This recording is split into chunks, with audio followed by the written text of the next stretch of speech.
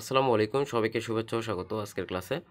আজকে আমরা আলোচনা করব তৃতীয় শ্রেণীর বাংলাদেশ ও বিশ্ব পরিচয় বইয়ের তৃতীয় অধ্যায় আমাদের চার নেতা এর অনুশীলনী সম্পর্কে।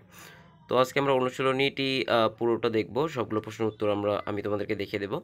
এখানে প্রথমে কতে বলা হয়েছে সঠিক উত্তরের পাশে টিক চিহ্ন দেই। শেরেবাংলা একে ফজলুল হক কোন জেলায় জন্মগ্রহণ করেন? সিরাজগঞ্জ, বরিশাল, ফরিদপুর, রংপুর। শেরেবাংলা একে ফজলুল হক বরিশাল জেলায় জন্মগ্রহণ করেন। মৌলানা আব্দুল হামিদ খান ভাসানীকে কী বলে ডাকা হতো? মৌলানা আব্দুল হামিদ খান ভাসানীকে মজলুম জননেতা হিসেবে বলে ডাকা হতো। তো এখানে উত্তর হচ্ছে ঘ উত্তর হবে।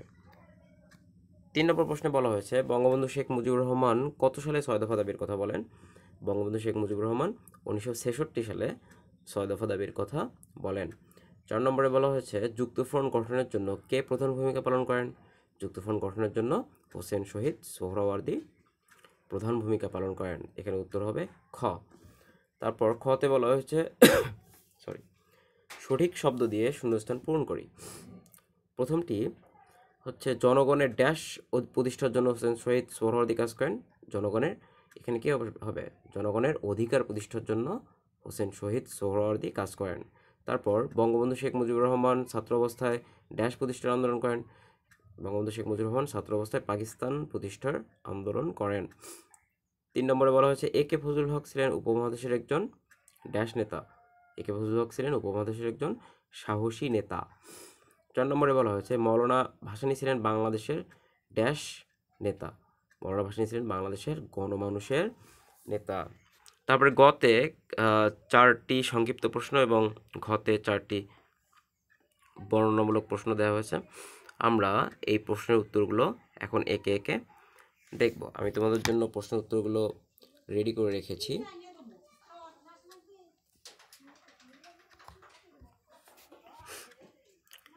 এখানে প্রথমে সংক্ষিপ্ত প্রশ্নের উত্তরগুলো আমরা দেখব।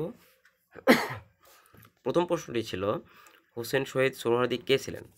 এর উত্তর হচ্ছে হোসেন শহীদ সোহরাওয়ার্দী ছিলেন অবিভক্ত বাংলার একজন গুরুত্বপূর্ণ রাজনীতিবিদ। তিনি পাকিস্তানের প্রধানমন্ত্রী ছিলেন। যুক্তফ্রন্ট গঠনে তিনি প্রধান ভূমিকা পালন করেন। দ্বিতীয় প্রশ্ন ছিল কারা মৌলানা আব্দুল হামিদ খানকে ভাসানী উপাধি দিয়েছিলেন? মৌলানা আব্দুল হামিদ খান ভাসানী আসামের ভাষাঞ্চরে কৃষকদের জন্য অনেক কাজ করেন। এজন্য ওই এলাকার মানুষ তাকে ভাসানী নাম দিয়ে, ভাসানী উপাধি দিয়ে তাকে সম্মান জানায়। এখানে নিয়ে শব্দটা হবে না, তাকে ভাসানী উপাধি দিয়ে সম্মান জানায়। 3 নম্বর প্রশ্নটি ছিল বঙ্গবন্ধু শেখ মুজিবুর রহমানের নামে আগরতলা ষড়যন্ত্র মামলা দেয়া হয় কেন? বঙ্গবন্ধু শেখ মুজিবুর রহমান 1966 সালে পূর্ব পাকিস্তানের মানুষের কল্যাণের জন্য 6 দফা দাবি পেশ করেন। এজন্য পাকিস্তান সরকার তার নামে আগরতলা ষড়যন্ত্র মামলা দিয়ে তাকে কারাগারে বন্দি করে রাখে। 4 নম্বর প্রশ্নটি ছিল কেন শেরেবাংলা একে ফজলুল হক ঋণ সালিসি বোর্ড গঠন করেন?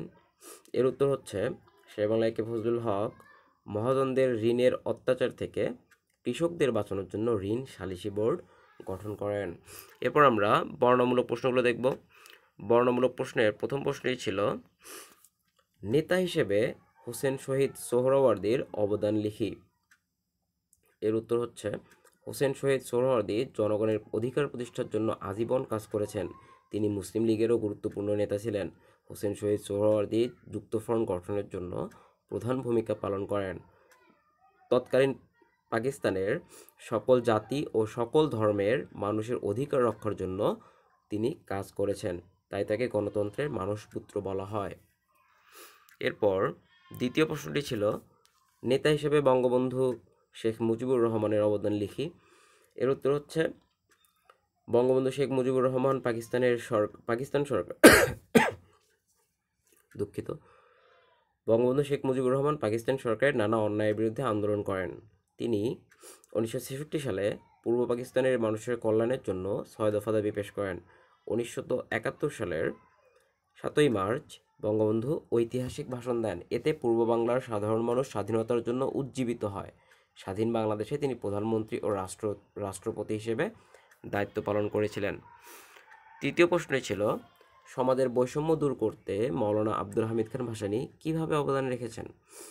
এর উত্তর হচ্ছে মৌলানা আব্দুল হামিদ খান ভাসানী এমন একটি সমাজ চাইতেন যেখানে মানুষের উপর নির্যাতন থাকবে না, সমাজে বৈষম্য থাকবে না। তিনি গ্রামগঞ্জ, শহর, বন্দর ঘুরে ঘুরে সাধারণ মানুষকে তাদের অধিকার সম্পর্কে সচেতন করে তুলতেন। দেশ এবং দেশের মানুষের উপর করা সকল ষড়যন্ত্রের বিরুদ্ধে তিনি সবসময় সোচ্চার ছিলেন। তিনি শিক্ষা বিস্তারে অসংখ্য শিক্ষা প্রতিষ্ঠান স্থাপন করেছেন। মৌলানা ভাসানী ছিলেন বাংলাদেশের গণমানুষের নেতা। এগুলি হচ্ছে মৌলানা আব্দুল হামিদ খান ভাসানীর অবদান সমাজের বৈষম্য দূর করার ক্ষেত্রে। চতুর্থ প্রশ্নটি ছিল, একে ফজলুল হককে বাংলার বাঘ বলা হয় কেন? এর উত্তর হচ্ছে, একে ফজলুল হক ছিলেন উপমহাদেশের একজন সাহসী নেতা। তিনি ইংরেজদের বিরুদ্ধে পাকিস্তান প্রতিষ্ঠার জন্য অনেক আন্দোলন করেন, জমিদারি ব্যবস্থা বাতিল করে কৃষকদের দুঃখ দূর করার চেষ্টা করেন, মহাজনদের ঋণের অত্যাচার থেকে কৃষকদের বাঁচাতে ঋণ সালিসি বোর্ড গঠন করেন।